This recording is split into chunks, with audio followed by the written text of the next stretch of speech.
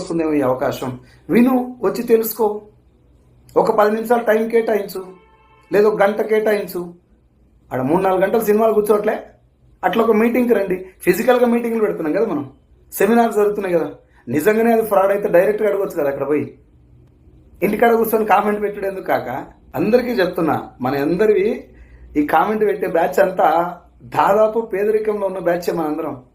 కరెక్ట్గా చెప్పాలంటే మనందరికీ ఏం తెలియదు. తెలంగాణకు సీఎం ఎవరుంటే బాగుంటుంది, ఆంధ్రాలో ఎవరు పరిపాలిస్తే బాగుంటుంది, ప్రధానమంత్రి అయితే ఎవరైతే బాగుంటుంది అని చెప్పేసి కూడా మనం మాట్లాడతాం. మన ఇంట్లో కరెంట్ బిల్ కూడా చక్కగా గట్టికి రాదు మనకి నెలకి. ఆ బ్యాచే ఎక్కువ కామెంట్ చేస్తుంటారు. సో దయచేసి అందులోకి వెళ్ళి బయటికి రండి. ఏదన్నా ఒక industry, not only network marketing, ఏదన్నా ఒక బిజినెస్ ఆపర్చునిటీ వచ్చింది, ఒకరు వీడియో పెట్టారు, వాళ్ళకి ఇన్కమ్ వచ్చిందని చెప్పారు, అడగండి వాళ్ళని. డబ్బు ఎలా వస్తుంది ఇలా నిజంగా? మీరు ఏదో లక్షల కార్లు అని చెప్తున్నాడు, వాస్తవంగానే వస్తుందా ఇది? బ్యాంక్ స్టేట్మెంట్ అడగండి. మీ మొబైల్ నెంబర్ పెట్టి కాల్ చేయండి, మేము కూడా దీని ముందు తెలుసుకుంటాం.